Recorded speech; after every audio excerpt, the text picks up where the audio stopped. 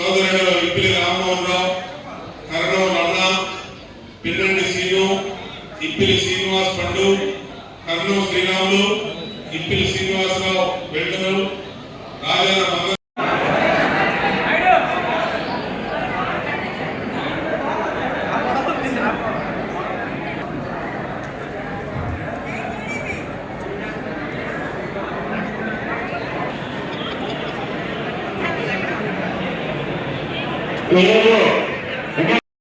నిర్వాహంలో ఒకరైనటువంటి